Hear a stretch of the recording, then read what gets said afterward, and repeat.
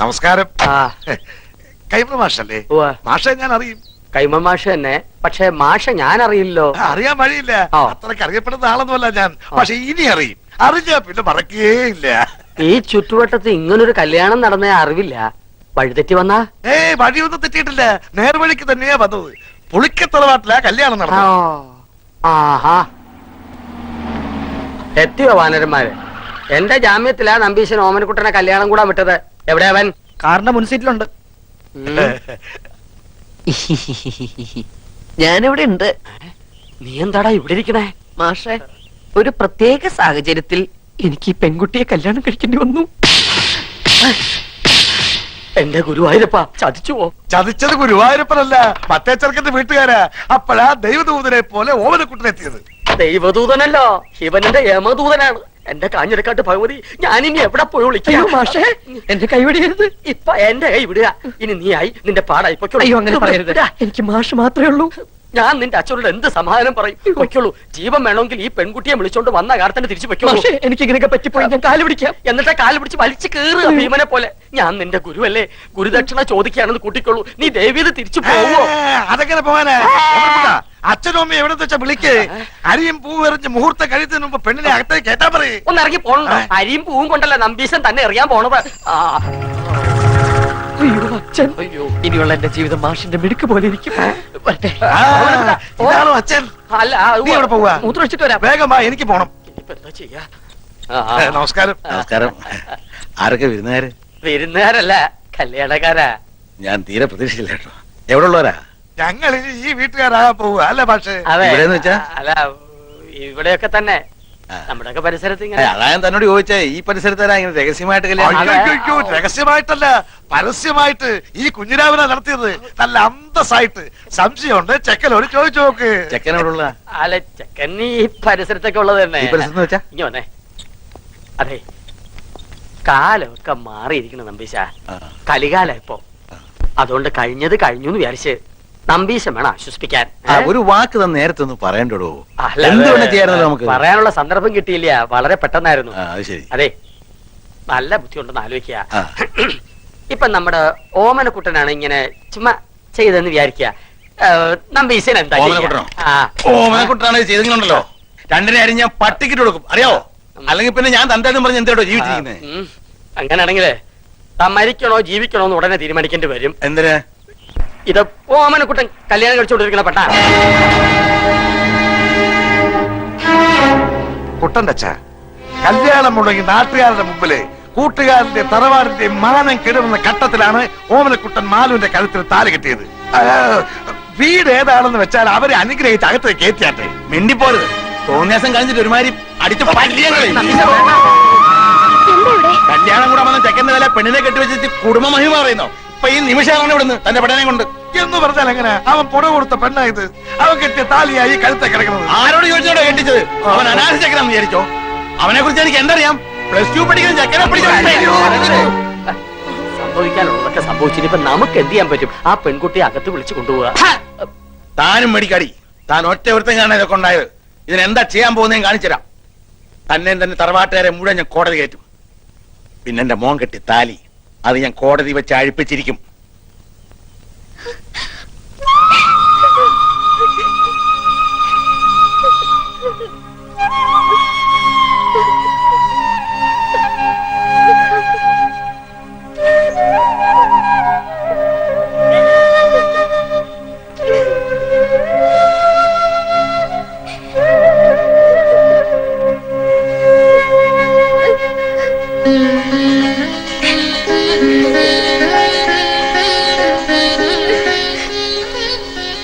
ശരിയോ തെറ്റോ എന്നും എനിക്കറിയില്ല.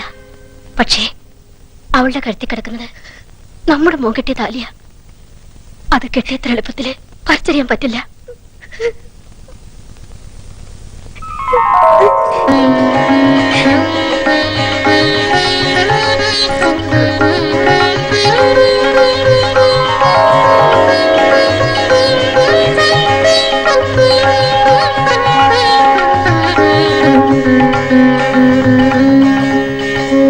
എങ്ങോട്ടാ? ഞാൻ അകത്തേക്ക്. താൻ പോണ്ട.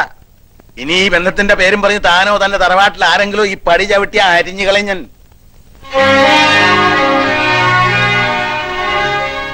വിഷമിക്കണ്ട.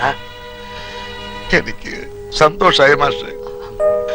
കുറച്ച് മനപ്രയാസം ഉണ്ടായെങ്കിലും അവക്ക് ഭാഗ്യം ഉണ്ടായല്ലോ.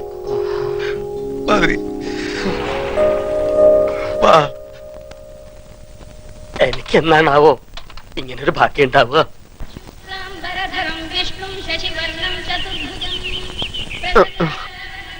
അനന്തശയന മതിയാക്കുക. നല്ല ഉറക്കം കിട്ടിയോ? ആ ഉറങ്ങിപ്പോവും.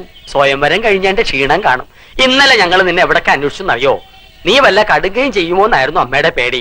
നീ അത്ര ശുദ്ധനല്ലാത്തോണ്ട് എനിക്കാ പേടിയില്ലായിരുന്നു. ശവത്തെ കുത്തരുത്. അപ്പൊ താൻ ആരാണെന്ന് സ്വയം ഒരു ബോധം ഉണ്ടല്ലോ. നന്നായി. നീ കല്യാണത്തിന് പോണോന്ന് പറഞ്ഞപ്പോ അത് നിന്റെ കല്യാണത്തിനാണെന്ന് ഞാൻ സ്വപ്നത്തിൽ കരുതില്ല. ഞാൻ പറഞ്ഞല്ലോ ഒരു അബദ്ധം.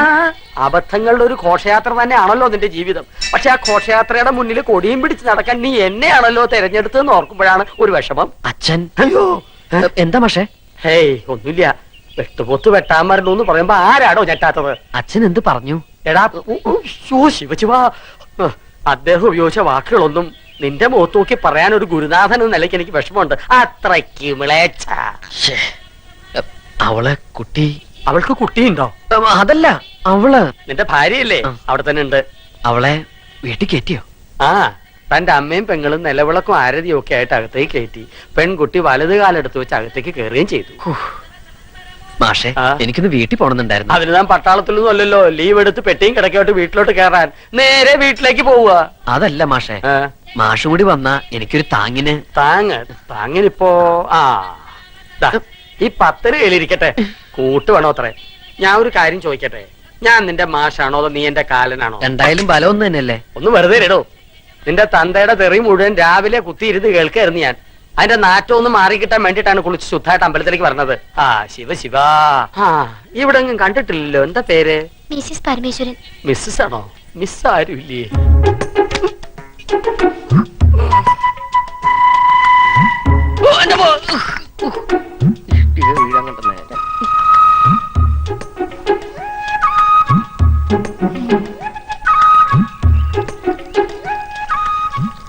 അല്ല, ഇന്നലെ മൂത്താപ്പ എവിടെയായിരുന്നു? മൂത്തപ്പത്തിന്റെ അച്ഛൻ. അച്ഛനോടെ? അച്ഛാ, ദേ ഈ ചേട്ടൻ വിളിക്കണോ? അയ്യോ,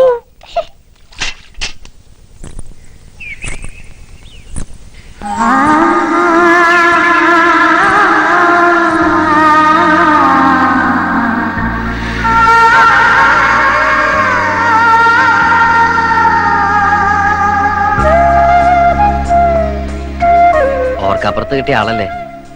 മുഖം ശരിക്കും കാണുന്നത് ഇപ്പോഴാ. അല്ല, ഇതാണ് ഞാൻ കെട്ടിയ താലിയില്ലേ. ആ വെപ്രാളത്തിന്റെ ഇടയില് ഒന്നും അങ്ങോട്ട് ശ്രദ്ധിക്കാൻ പറ്റിയില്ല. ചില സാങ്കേതിക കാരണങ്ങളാൽ ഇന്നലെ രാത്രി വരാൻ പറ്റിയില്ല. ഇന്നലെ നമ്മുടെ ആദ്യരാത്രി ആയിരുന്നല്ലോ. ആദ്യരാത്രിയിൽ ആരും ഉറങ്ങാറില്ല എന്ന് പറയുന്നത് വളരെ ശരിയാ. ഇന്നലെ ഞാൻ ഒരുപോലെ കണ്ണടച്ചിട്ടില്ല. ഓരോന്ന് ആലോചിച്ച് ആലും ചോട്ടി കിടന്ന് ഉറങ്ങിപ്പോയി. ഉറങ്ങിയൊന്നുമില്ല. അച്ഛനെ എനിക്കങ്ങനെ മാലു വിചാരിക്കണ പോലെ പേടിയൊന്നുമില്ല. പിന്നെ അച്ഛന്റെ ഒരു സന്തോഷത്തിന് വേണ്ടി ഞാൻ പേടി അഭിനയിക്കുന്നല്ലേ. അവരുടെ സന്തോഷമല്ലേ നമ്മുടെ സന്തോഷം. എന്തിനെങ്ങനെ പേടിക്കണേ? എന്റെ മീശ കണ്ടിട്ടാണോ? പുറമെ കാണുന്ന പോലെ ഞാനത്ര റഫ് ആൻഡ് ടഫ് ഒന്നും അല്ലട്ടോ.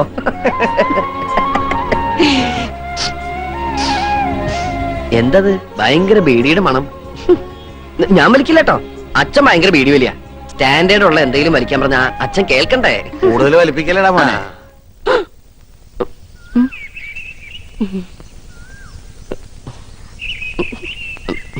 അച്ഛൻ എപ്പോ വന്നു? ഞാൻ വന്നിട്ട് 10-15 കൊല്ലായി. എന്നാ ഞാൻ അങ്ങട്. എങ്ങടെ? ഒന്നും തീരുമാനിച്ചിട്ടില്ല. സ്കൂളിൽ പോടാ. അച്ഛാ, കേറിപ്പോടാ.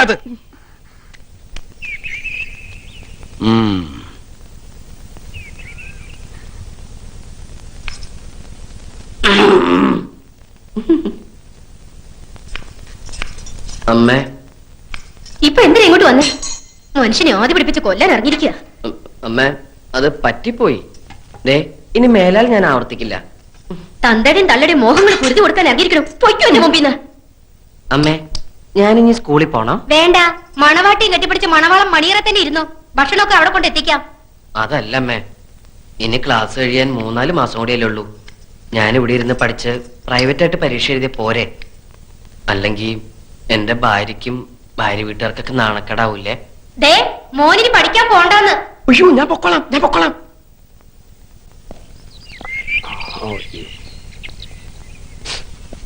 എന്താടാ കള്ളു ഷാപ്പിൽ നിന്ന് ഇറങ്ങണ പോലെ മുഖം മറച്ച് ഇറങ്ങി പോണത്?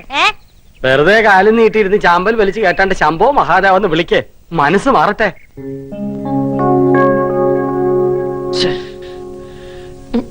ഈ ഡ്രസ് ഇട്ട് ഞാൻ ആ കുട്ടിയുടെ മുമ്പിൽ കൂടി എങ്ങനെ പോകും എന്റെ ഈശ്വര?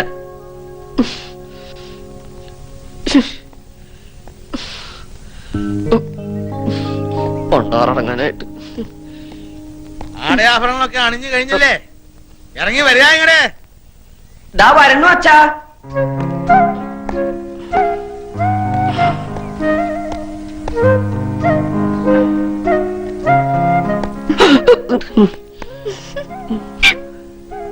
മാനം പോയി. തൈ എവിടാ?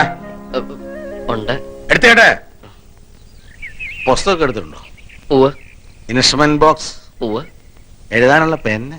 ഉവ്വ് ശരിക്കും അവിടെ മുറുകട്ടാ. ഉവ്വ്.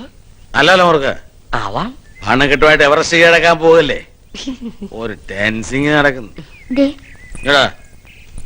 ഇതാ.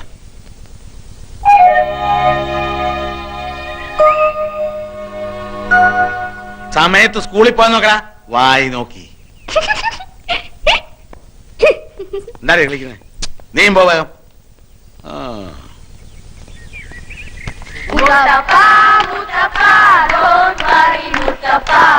കല്യാണം കഴിഞ്ഞു മുത്തപ്പ, മുത്തപ്പ മുത്തപ്പ don't worry മുത്തപ്പ, കല്യാണം കഴിഞ്ഞു മുത്തപ്പ, മുത്തപ്പ മുത്തപ്പ don't worry മുത്തപ്പ, കല്യാണം കഴിഞ്ഞു മുത്തപ്പ, മുത്തപ്പ മുത്തപ്പ don't worry മുത്തപ്പ, കല്യാണം കഴിഞ്ഞു മുത്തപ്പ. ഓമനക്കുട്ട, മിസ്സസ് എങ്ങനെയുണ്ട്? സുന്ദരിയ? What is this? ഗാനമേളയാണോ? സുധാര, ഇന്നത്തെ മെയില 4 മണിയോട്. മാഷ് ഒരു ഭാഗ്യവാനാ അല്ലടോ?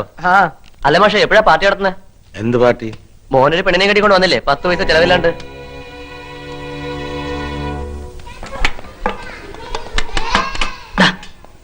ഇന്നലെ വല്ലതും നടന്നോടാ?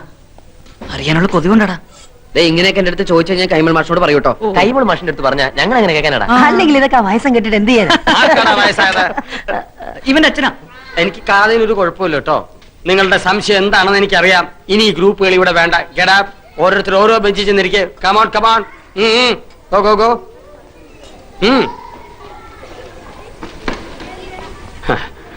പിള്ളേരെ വഴിതെറ്റിച്ചല്ലോ. അതിന് ഞാനൊന്നും പറഞ്ഞു. കഷ്ടം. ഇരുന്ന് കഴിക്കേ.